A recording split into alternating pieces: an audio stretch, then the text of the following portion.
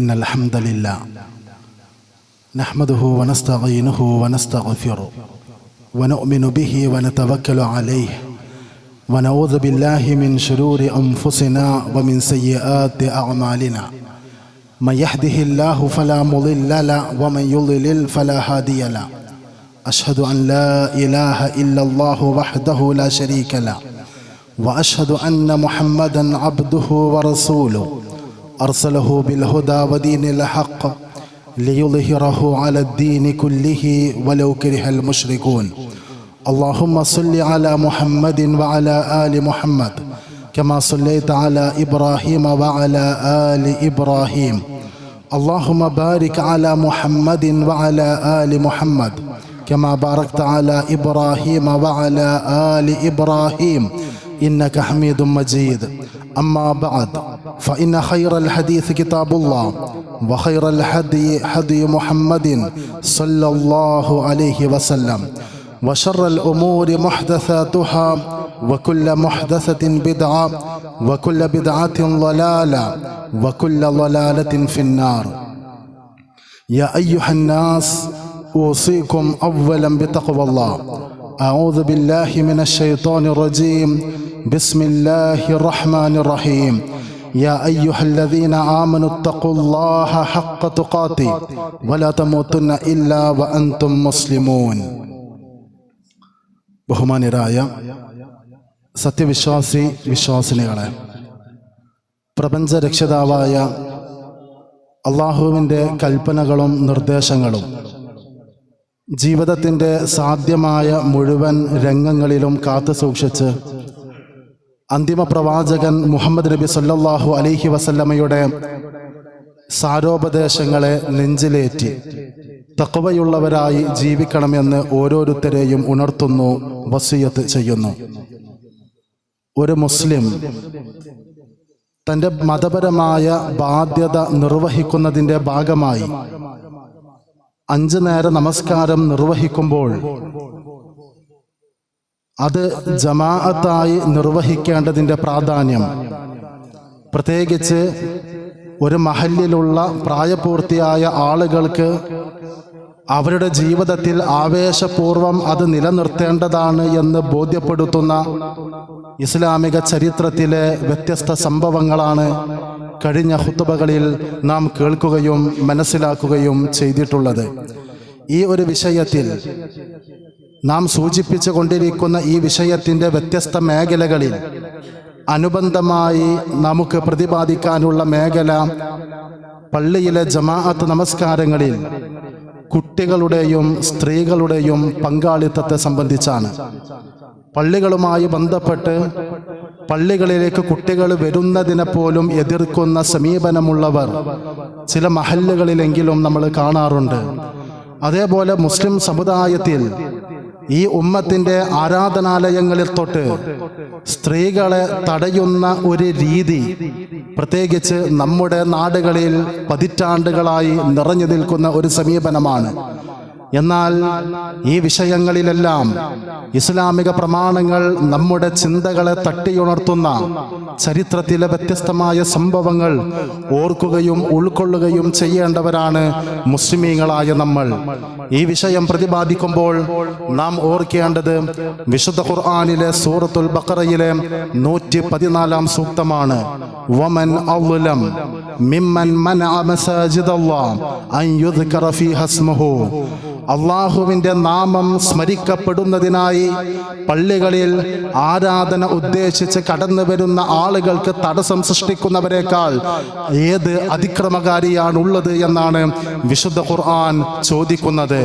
ആ ആയത്ത് തന്നെ വിശാലമായി വിശദീകരിക്കേണ്ട ഒരു സൂക്തമാണ്.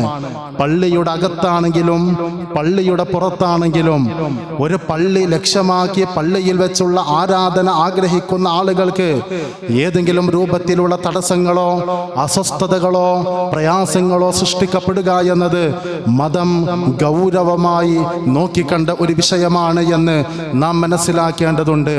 അതേപോലെ ആ ആയത്തുമായി ബന്ധപ്പെട്ട് തന്നെ പ്രതിപാദിക്കേണ്ട ഒരു മേഖലയാണ് അള്ളാഹുവിൻ്റെ പള്ളിയിൽ ആരാധന ഉദ്ദേശിച്ചുകൊണ്ട് ഒരു മുസ്ലിമായ സ്ത്രീ ഇസ്ലാം അവരുടെ മേൽ ബാധകമാക്കിയിട്ടുള്ള മതപരമായ നിർദ്ദേശങ്ങൾ, പ്രത്യേകിച്ച് അവരുടെ വേഷവിധാനങ്ങളുമായി ബന്ധപ്പെട്ട നിർദ്ദേശങ്ങൾ അത് കൃത്യമായി പാലിച്ചുകൊണ്ട് പള്ളിയിൽ വരാൻ ഒരാൾ ആഗ്രഹിക്കുന്നുവെങ്കിൽ അവരെ തടയുക എന്നത് ഇസ്ലാം അംഗീകരിക്കുന്ന ഒരു രീതിയല്ല.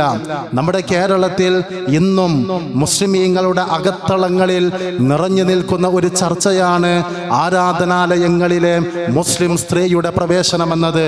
നമ്മുടെ നാടുകളിൽ ജുമുഅക്ക് ഒരു സ്ത്രീ വരുന്നതിന്, ജമാഅത്ത് നമസ്കരിക്കാൻ വരുന്നതിന്, പെരുന്നാൾ നമസ്കാരത്തിന് കടന്നു വരുന്നത്, തറാവീഹിന് വരുന്നത്, ഇഅ്തികാഫിന് വരുന്നത് ഒരു അപരാധമായി നോക്കിക്കാണുന്ന ആളുകൾ ഇന്നും നമ്മുടെ സമൂഹത്തിലുണ്ട്. ഇതുപോലെയുള്ള ഇവിടുത്തെ യാഥാസ്ഥികരുടേതല്ലാത്ത പള്ളികളിൽ സ്ത്രീകൾക്ക് ആരാധനയ്ക്ക് സൗകര്യമുള്ള പള്ളികൾ, ആ പള്ളികളുമായി ബന്ധപ്പെട്ട് പോലും ഇന്നും നമ്മുടെ സമൂഹത്തിൽ തെറ്റിദ്ധാരണജനകമായ പല വാർത്തകളാണ് പ്രചരിപ്പിക്കാറുള്ളത്. സ്വഫുകളിൽ പോലും ആണുങ്ങളും പെണ്ണുങ്ങളും ഇടകലർന്നാണ് ഇവിടെ നമസ്കരിക്കാറുള്ളത്. ഇതൊക്കെ പള്ളിയാണോ, ഇത് നമസ്കാരമാണോ എന്നൊക്കെ ചോദിച്ചുകൊണ്ട് വൈകാരികമായി ആളുകളെ തെറ്റിദ്ധാരണകളിൽ മയക്കിക്കിടത്തുന്ന പരിശ്രമങ്ങൾ പലപ്പോഴും കാണാറുണ്ട്. എന്നാൽ കേരളത്തിന് പുറത്ത് സഞ്ചരിച്ചാൽ, ഇന്ത്യക്ക് പുറത്ത് സഞ്ചരിച്ചാൽ സ്ത്രീകൾ പള്ളിയിൽ വരുന്നതിനെ നിഷിദ്ധമായി കാണുന്ന, ഹറാമായി കാണുന്ന ഒരു പ്രവണത പൊതുവെ എവിടെയും ഇല്ല എന്നത് നമുക്ക് തിരിച്ചറിയുവാൻ സാധിക്കും.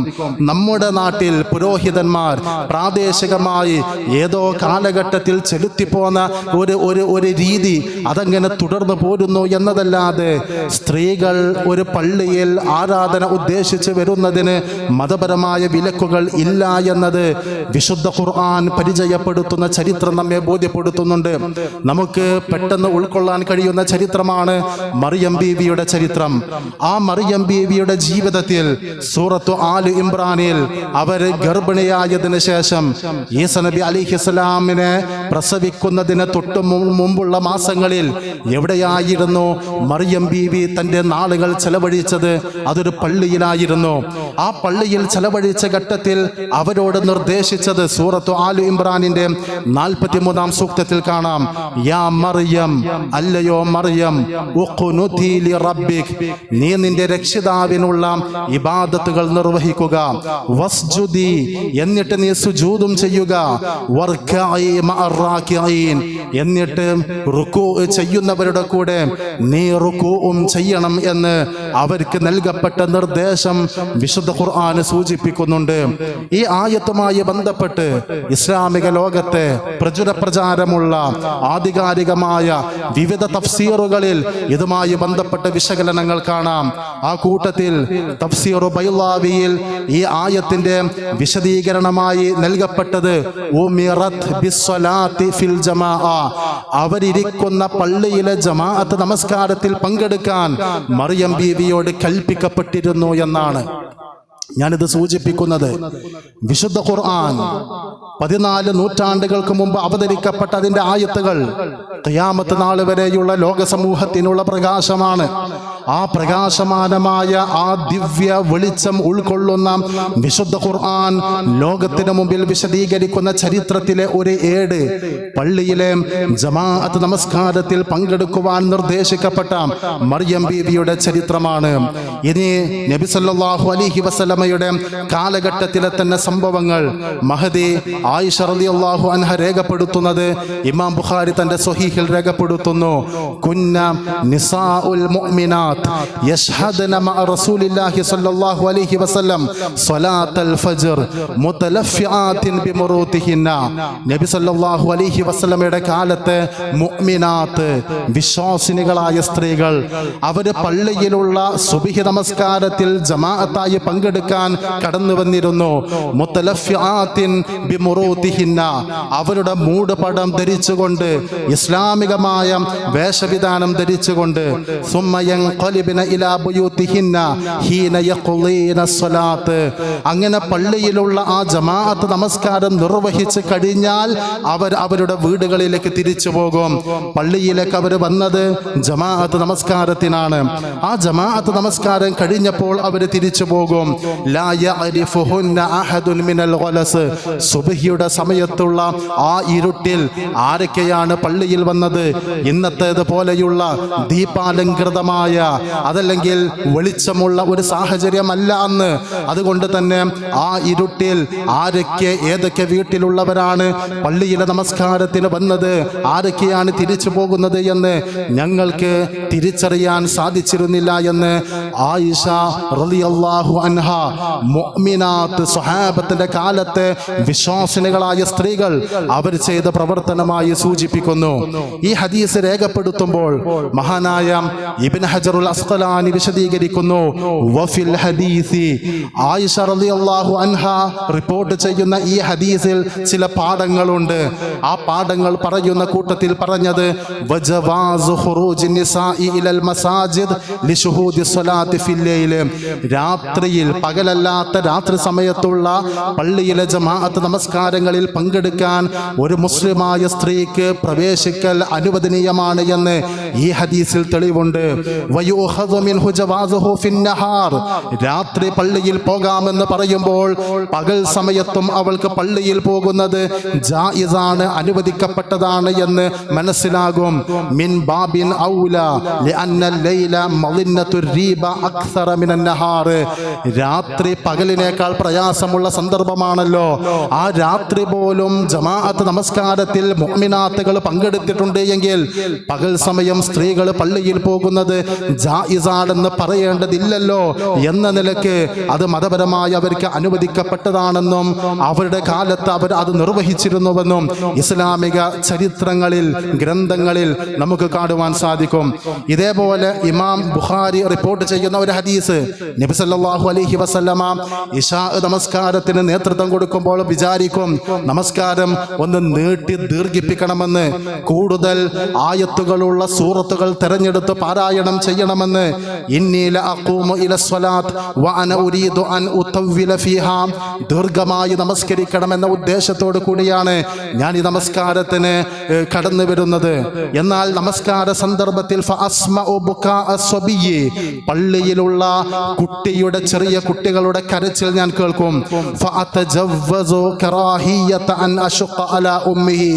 ആ കുട്ടി കരയുന്നത് കേൾക്കുമ്പോൾ ആ കുട്ടിയുടെ കരച്ചിൽ കേട്ട് പ്രയാസപ്പെടുന്ന അവന്റെ ഉമ്മയെ ആലോചിച്ച് ഞാൻ നമസ്കാരം ചുരുക്കി വേഗതയിൽ നിർവഹിക്കും എന്ന് നബി സല്ലല്ലാഹു അലൈഹി വസല്ലം അവിടുന്ന് സ്വീകരിച്ച ഒരു നിലപാടിനെ കുറിച്ച് വിശദീകരിച്ചത് ഹദീസുകളിൽ കാണാം. ആ ഹദീസ് വിശദീകരിക്കുന്നിടത്തും പണ്ഡിതന്മാർ പറയുന്നത് ഫഅസ്മഉ ബുകാഅ സ്വബിയ്യിൻ മിനസ് സുബിയാനി മഅ ഉമ്മിഹി. ഉമ്മയോടൊപ്പം ജമാഅത്ത് നമസ്കാരത്തിന് പള്ളിയിൽ വന്ന ചെറിയ കുട്ടികളുടെ കരച്ചിലാണ് റസൂൽ കേൾക്കുന്നത്. ആരാണ് ആ ഉമ്മ? അല്ലത്തി തുസല്ലി ഫിൽ ജമാഅ. പ്രവാചകന്റെ കൂടെയുള്ള ആ നമസ്കാരത്തിൽ, അന്നത്തെ ഭാഷയിൽ പറഞ്ഞാൽ പരപുരുഷന്മാർ പങ്കെടുക്കുന്ന ജമാഅത്ത് നമസ്കാരത്തിൽ പ്രവാചകന്റെ കാലത്ത് ഉമ്മമാർ ചെറിയ കുട്ടികളുമായി പള്ളിയിൽ വന്നിരുന്നു. അത് അവർക്കിടയിൽ നിലനിന്ന സമ്പ്രദായമായിരുന്നു എന്നാണ്. അപ്പോ ഈ ഒരു രീതി, ജമാഅത്ത് നമസ്കാരങ്ങളിൽ പങ്കെടുക്കുക എന്നത് മുഅ്മിനാത്തുകളുടെ ഒരു രീതിയായിരുന്നു എന്നതുകൊണ്ട് അത് നിർവഹിക്കുന്നതിൽ പുണ്യമുണ്ട് എന്നാണ് നബി സല്ലല്ലാഹു അലൈഹി വസല്ലമയുടെ നിർദ്ദേശങ്ങൾ, രീതികൾ നമ്മെ പഠിപ്പിക്കുന്നത്. പക്ഷെ ഇതൊക്കെ പറഞ്ഞാൽ ഇതൊരു ഖുത്ബയിൽ പറഞ്ഞ് തീരാവുന്ന ഒരു വിഷയമല്ല. എന്നാലും നമ്മുടെ ആളുകളുടെ മനസ്സിൽ സ്ഥിരപ്രതിഷ്ഠ നേടിയ ചില സംശയങ്ങളുണ്ട്. അത് ഹിജാബിന്റെ ആയത്തിന് മുമ്പല്ലേ? ഹിജാബിന്റെ ആയത്തിന് ശേഷം ഏതെങ്കിലും ഒരു സ്ത്രീ ലോകത്ത് എവിടെയെങ്കിലും പള്ളിയിൽ പോയിട്ടുണ്ടോ എന്നൊക്കെ ചോദിക്കുന്ന ആളുകൾ, പ്രചരിപ്പിക്കുന്ന ആളുകളുണ്ട്. എന്നാൽ ഏതാണ് ഹിജാബിന്റെ ആയത്ത് എന്ന് തഫ്സീറുകളിൽ വ്യക്തമാണ്. ആ ആയത്തിനെ കുറിച്ച് പോലുമല്ല നമ്മുടെ നാട്ടിൽ പുരോഹിതന്മാർ ഹിജാബിന്റെ ആയത്താണെന്ന് പരിചയപ്പെടുത്തുന്നത്. ഇനി വാദത്തിന് വേണ്ടി അത്തരം ആശയങ്ങൾ നമ്മുടെ നാട്ടിൽ, കാരണം ഇത് ഇസ്ലാമിന്റെ പേരിലാണ്, ഇതൊരു രാഷ്ട്രീയ വിഷയമല്ല, ഇത് ഏത് ബ്രാൻഡ് വാഹനം തിരഞ്ഞെടുക്കണമെന്ന വിഷയമല്ല. നമ്മൾ നമ്മുടെ ജീവിതത്തിൽ നിലനിർത്തി പോരുന്ന ഒരു ആദർശ നിലപാടുമായി ബന്ധപ്പെട്ട് ശരിയല്ലാത്ത അഭിപ്രായങ്ങൾ സമുദായത്തിൽ പ്രചരിക്കപ്പെടുമ്പോൾ ആ വിഷയങ്ങളുടെ നിജാവസ്ഥകൾ അറിയുക എന്നത് ആവശ്യമാണല്ലോ. നമ്മൾ ചരിത്രം പരിശോധിക്കുക. ഈ പറയപ്പെടുന്ന ഹിജാബിന്റെ ആയത്തിന് മുമ്പും ശേഷവും പള്ളിയിൽ സ്ത്രീകൾ പോകുന്നത് ഹറാമാണ്, നിഷിദ്ധമാണ് എന്ന് ഒരു ഘട്ടത്തിൽ പോലും നബി സല്ലല്ലാഹു അലൈഹി വസല്ലമ പറഞ്ഞിട്ടില്ല.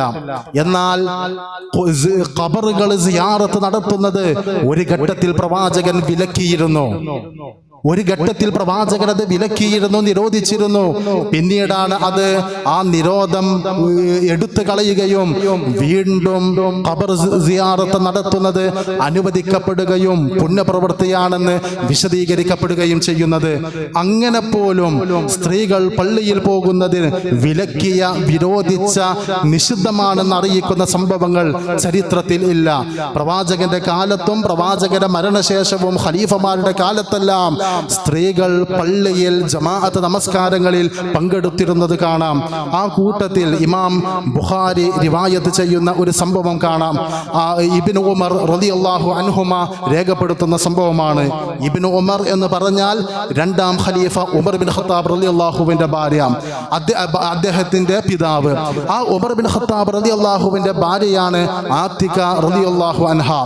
ആത്തിക ബീവി പള്ളിയിലെ സുബ്ഹി നമസ്കാരത്തിനും ഇശാ നമസ്കാരത്തിനും പള്ളിയിൽ പങ്കെടുത്തിരുന്നു. കാനത്ത് ഇംറഅതൻ ലി ഉമർ തശ്ഹദു സ്വലാത്ത സുബ്ഹി വൽ ഇശാ ഫിൽ ജമാഅത്തി ഫിൽ മസ്ജിദ്.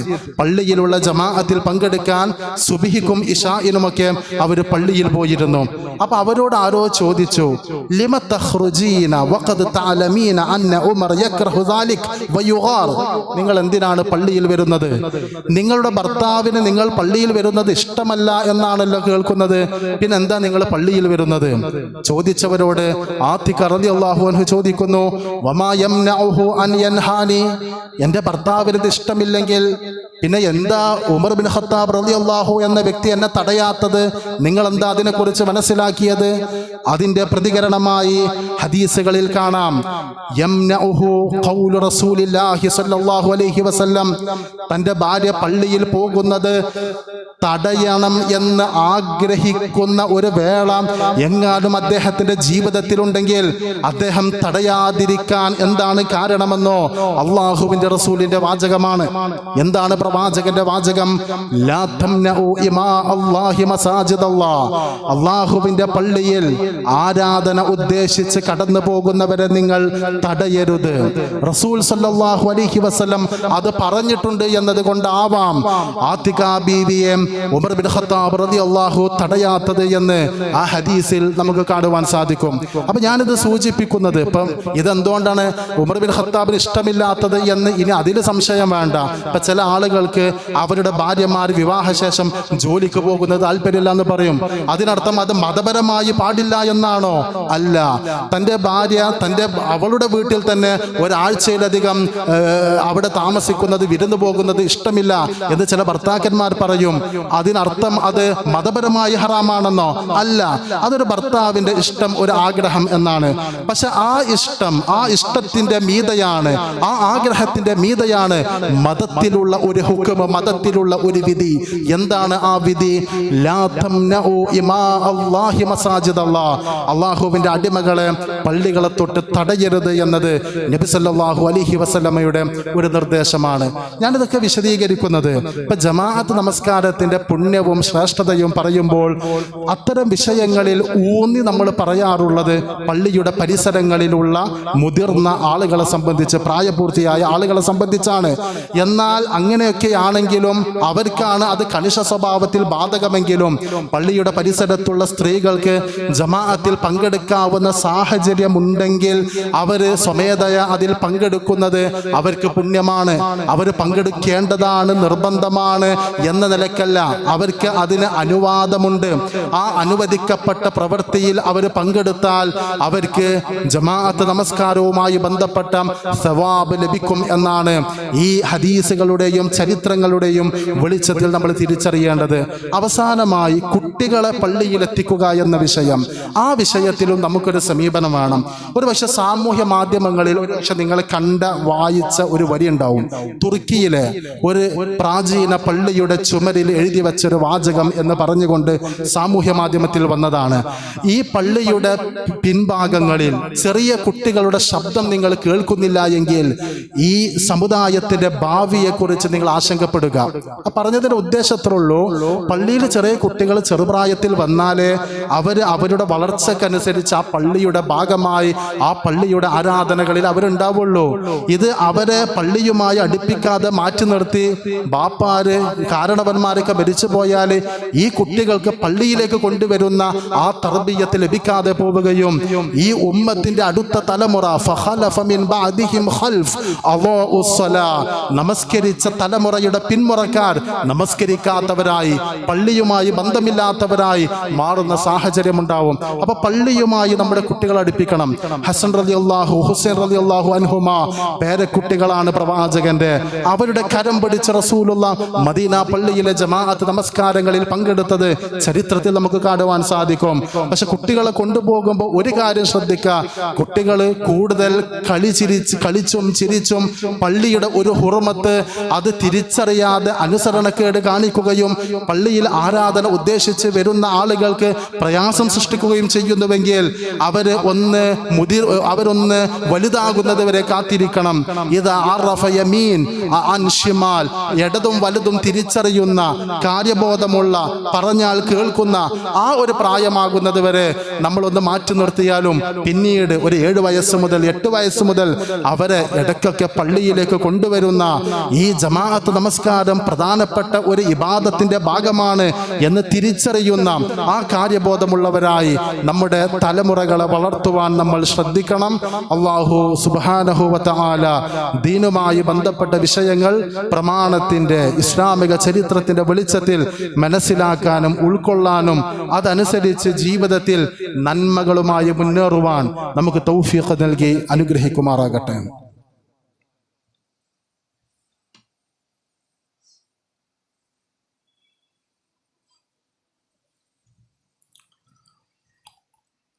അൽഹംദുലില്ലാഹ് വസ്സലാത്തു വസ്സലാമു അലാ റസൂലില്ലാഹ് വഅലാ ആലിഹി വഅസ്ഹാബിഹി അജ്മഈൻ അമ്മാ ബഅദ്.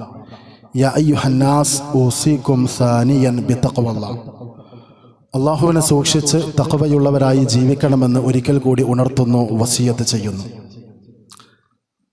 നാം വായിച്ചറിഞ്ഞ കാര്യങ്ങൾ സത്യസന്ധമാണെങ്കിൽ മനുഷ്യൻ ആദ്യമായി ചന്ദ്രനിൽ കാലുകുത്തിയത് 1969 അവിടെ നിന്നങ്ങോട്ട് മനുഷ്യന്റെ അന്വേഷണങ്ങളും കണ്ടുപിടുത്തങ്ങളും അവന്റെ സാങ്കേതിക കുതിപ്പുകൾക്കും മാനവരാശി സാക്ഷിയാവുകയും ആ കുതിപ്പിനൊപ്പമാണ് ഓരോ തലമുറകൾ സഞ്ചരിച്ചു കൊണ്ടിരിക്കുന്നത്. വിദൂരതയിലുള്ള ഗ്രഹങ്ങളിലെ ജീവന്റെ തുടിപ്പും വെള്ളത്തിന്റെ ലഭ്യതയും അന്വേഷിച്ചു കൊണ്ടിരിക്കുകയാണ് മനുഷ്യർ.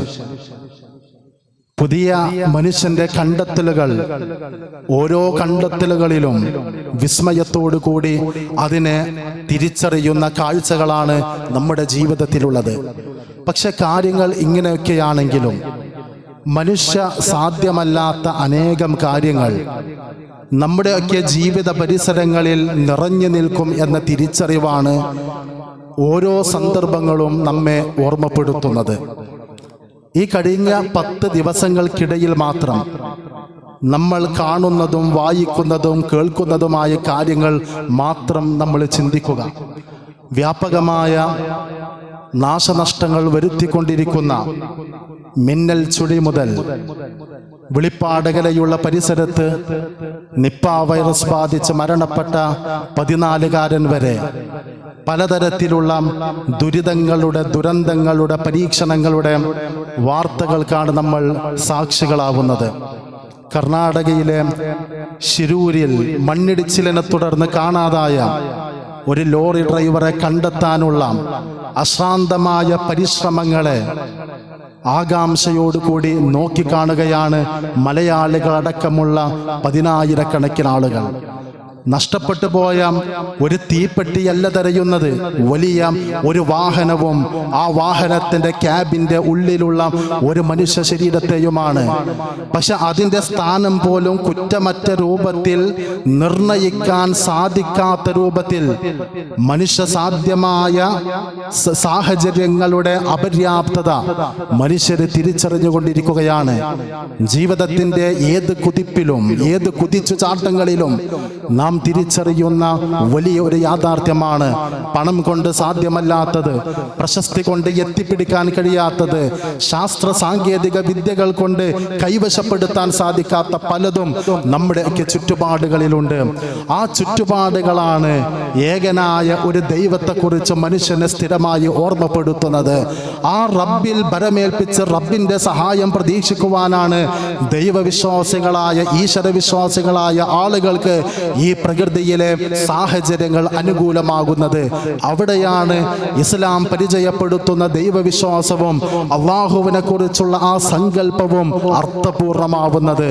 വിശുദ്ധ ഖുർആൻ അതിന്റെ ആയത്തിലൂടെ പഠിപ്പിക്കുന്ന ഒരു കാര്യം, മനുഷ്യർ എത്ര മുന്നോട്ട് കുതിച്ചാലും ഇന്നലകളിലെ തലമുറ സ്വപ്നം കണ്ടിട്ടില്ലാത്ത സാങ്കേതിക തികവിലേക്ക് നമ്മൾ കുതിച്ചു ചാടിയാലും മനുഷ്യൻ എന്നും അള്ളാഹുവിന്റെ സഹായത്തിന് ആവശ്യക്കാരാണ്.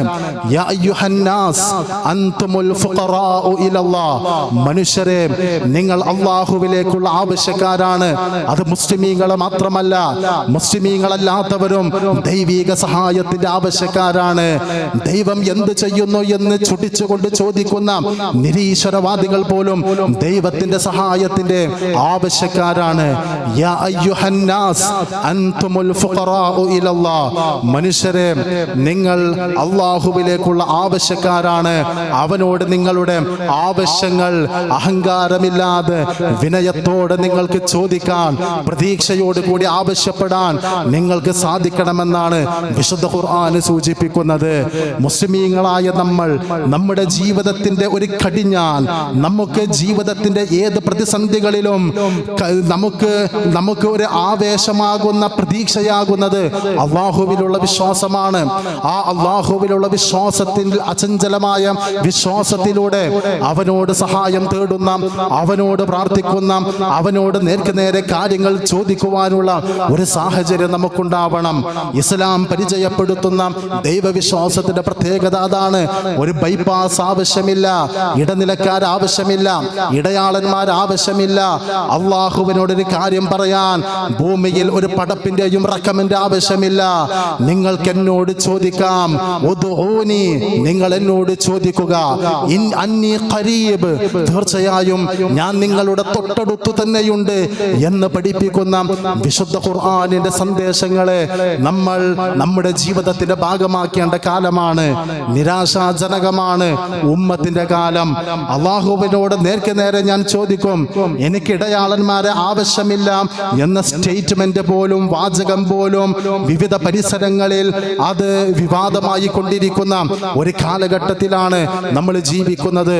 പ്രിയപ്പെട്ടവരെ, ഖുർആനിനോട്, സുന്നത്തിനോട്, പ്രവാചക ചരിത്രത്തോട്, ഇസ്ലാമിക ചരിത്രത്തോട് കൂറും പ്രതിബദ്ധതയും പുലർത്തി ചരിത്രത്തിന്റെ, സത്യത്തിന്റെ, നേരിന്റെ, നിലപാടിന്റെ വാഹകരായി മുന്നോട്ട് പോകുവാൻ തീർച്ചയായും നമുക്ക് സാധിക്കണമെന്നാണ് വർത്തമാന കാലത്തെ വിവിധ സംഭവങ്ങൾ നമ്മെ ഓർമ്മപ്പെടുത്തുന്നത്. അല്ലാഹു സുബ്ഹാനഹു വ തആല അവൻ ഇഷ്ടപ്പെടുന്ന, അവൻ സ്വീകരിക്കുന്ന ജീവിത നിലപാടുകളുമായി മുന്നോട്ട് പോകാൻ, അവന്റെ സഹായം പ്രതീക്ഷിക്കുന്ന ഏറ്റവും നല്ല ഉത്തമദാസന്മാരായി ജീവിക്കുവാൻ നമുക്ക് ഓരോരുത്തർക്കും തൗഫീഖ് നൽകി അനുഗ്രഹിക്കുമാറാകട്ടെ. അല്ലാഹുവേ, ഞങ്ങളുടെ കൂട്ടത്തിൽ പലതരം പ്രയാസങ്ങളും സംഘർഷങ്ങളും പരീക്ഷണങ്ങളുമായി കഴിഞ്ഞുകൂടുന്ന ധാരാളം ആളുകളുണ്ട്. ഏവരുടെയും ജീവിതത്തിൽ ആഫിയത്തും ശിഫയും റഹ്മത്തും ബർക്കത്തും നൽകി അനുഗ്രഹിക്കണമേ.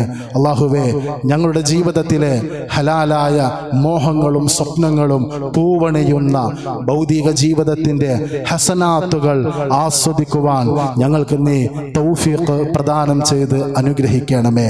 ഞങ്ങളുടെ കൂട്ടത്തിൽ നിന്ന് മരണപ്പെട്ടു പോയ മാതാപിതാക്കൾക്കും ബന്ധുമിത്രാദികൾക്കും മഗ്ഫിറത്തും മർഹമത്തും നൽകി അവർക്കും ഞങ്ങൾക്കും ജന്നാത്തുൽ ഫിർദൗസിൽ ഇടം നൽകണമേ. അല്ലാഹുവേ, പരീക്ഷണങ്ങളിൽ നിന്ന്, താങ്ങാനാവാത്ത ആകസ്മികമായ ദുരന്തങ്ങളിൽ നിന്ന്, അപകട മരണങ്ങളിൽ നിന്ന് ഞങ്ങൾക്ക് നീ കാവൽ നൽകി, രക്ഷ നൽകി അനുഗ്രഹിക്കണമേ. മുസ്ലിമായതിൻ്റെ പേരിൽ രാജ്യത്തിനകത്തും പുറത്തും പീഡിതരായി കഴിയുന്ന പതിനായിരക്കണക്കിന് ആളുകളുണ്ട്. അല്ലാഹുവേ, ഏവരുടെയും ജീവിതത്തിൽ ശാശ്വതമായ പരിഹാരവും സഹായങ്ങളും നൽകി അവർക്കും ഞങ്ങൾക്കും ഇസ്സത്തോടു കൂടി ജീവിക്കുവാനുള്ള തൗഫീഖ് പ്രദാനം ചെയ്യണമേ. അല്ലാഹുമ്മ ഗഫിർ ലിൽ മുഅ്മിനീന വൽ മുഅ്മിനാത്ത് വൽ മുസ്ലിമീന വൽ മുസ്ലിമാത്ത് വൽ അഹ്യാഇ മിൻഹും വൽ അംവാത്ത് ഇന്നക മുജീബു ദഅവാതി യാ ഖാദിയൽ ഹാജാത്ത്. അല്ലാഹുമ്മ അജിർനാ മിനൻ നാർ. റബ്ബനാ ലാ തുസിഗ് ഖുലൂബനാ ബഅദ ഇദ് ഹദൈതനാ وهب لنا من لدنك رحمة إنك أنت الوهاب. ربنا آتنا في الدنيا حسنة وفي الآخرة حسنة وقنا عذاب النار. سبحان ربك رب العزة عما يصفون وسلام على المرسلين والحمد لله رب العالمين.